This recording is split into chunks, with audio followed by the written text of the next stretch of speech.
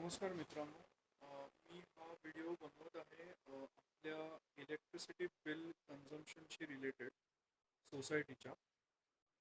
आपण solar panels implement केल्याच्या नंतर जे काय आपलं प्रोडक्शन व कन्झम्पशन झालेलं आहे त्याला घेऊन अवेअरनेस क्रिएट करण्यासाठी मी हा व्हिडिओ बनवत आहे. So, successfully, first of all, I would like to congratulate everyone on getting some amount of an exemption on our electricity bills after successful implementation of the solar panels. Uh, फक्त एक गोष्ट मला point out करावीशी वाटत होती की आपल्या जितके मंथ्स आपण एका इयरमधनं वापरतो आहोत हे सगळं प्रोडक्शन आणि कन्झम्पशनचा बॅलन्स करण्यासाठी, तर त्याच्यामध्ये आपण 12 महिन्यांच्या गणितामध्ये 8 महिने कंटिन्युअस सन अवेलेबल असतो.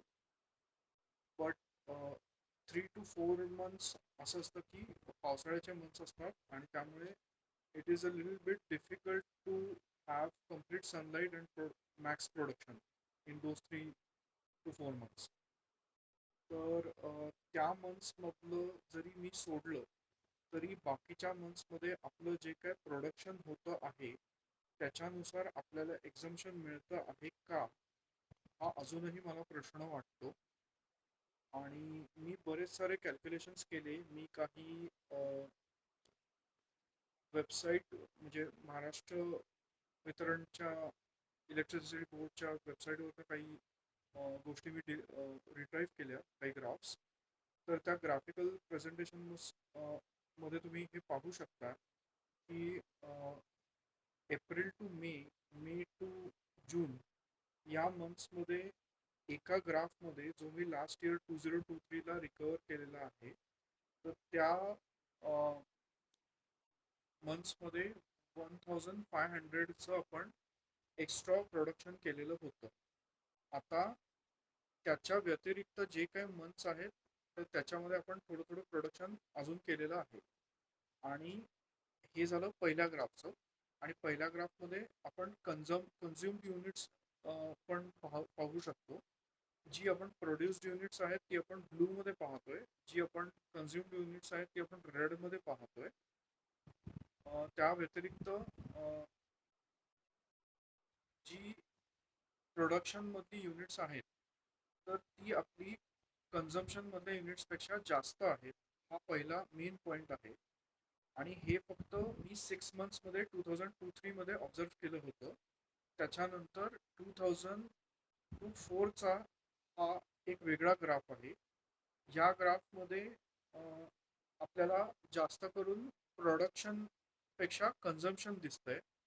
पण आपण बघू शकता की कन्झम्पशन आपलं अतिशय लिमिटेड अमाऊंट्समध्ये इथे डिस्प्ले होत आहे, which is because we have got exempted up to a certain extent.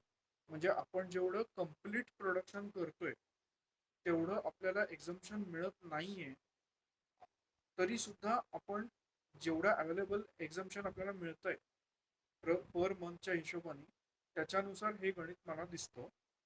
आता ह्याचं लॉजिकल प्रूफ असं आहे की 1500 हे प्रोडक्शन जर आपण एप्रिल टू मे आणि मे टू जून या मंथ्सला पहिल्या ग्राफनुसार बघितलं होतं, ते जसं आपण त्या मंथ्समध्ये केलं तर पावसाळ्याचे 3 किंवा 4 महिने सोडले म्हणजे जून, जुलै, ऑगस्ट इथपर्यंतचे हे जे 3 महिने आपण सोडले तर त्याच्या पुढे क्लिअर स्काईज असतात.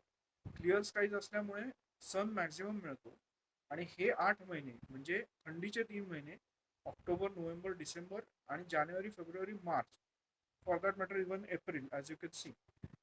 तर एप्रिल आणि मार्च इथपर्यंत आपल्याला क्लिअर सन मिळतो.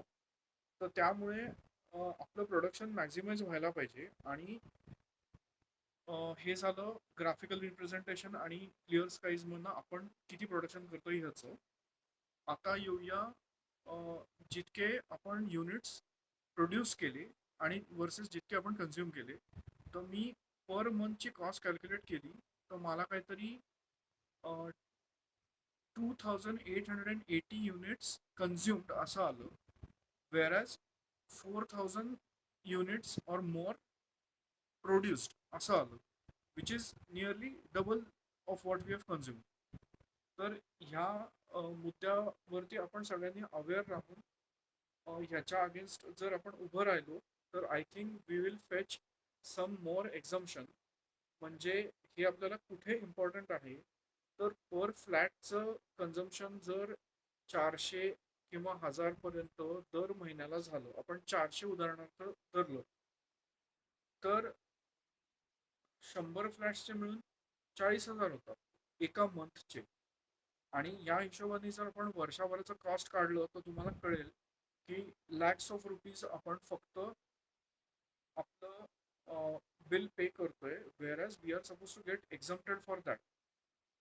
म्हणजे आपण आपलं प्रोडक्शन वे हायर आहे than what we are paying. So माझ्या मते हे गणित आपण म्हणजे इलेक्ट्रिसिटी बोर्ड बरोबर व्हेरीफाय केलं पाहिजे सोसायटी म्हणून. आणि फर्दर मोर आपण या सगळ्यातनं एक्झाम झालोच पाहिजे. म्हणजे अगदी त्यांनी आपल्याला कनेक्शन मीटर्स आणि पासनं कुठल्याही गोष्टींचे टॅक्स लावले तरीही आपली अमाऊंट इतकी प्रोडक्शनची होतीये की we would get exempted out of it. So I request every one to please give it a thought. आणि जर शक्य असेल तर आपण ह्याच्यावरती एक मीटिंग घेऊ and we can probably state all of these points. त्याच्यावरती आपण डेटा कलेक्ट करू शकतो, आपण त्यांच्यासमोर हे प्रेझेंट करू शकतो. आणि ह्यातनं आपण एक्झाम झालो तर आपला खूप फायदा होईल. आपल्या सोसायटीचे lakhs of rupees per year वाचतील, which we can use for its welfare and other purposes. So मी तुमच्या सगळ्यांकडनं खूप पॉझिटिव्ह रिस्पॉन्स होप करतोय. Thanks a lot. Have a great day.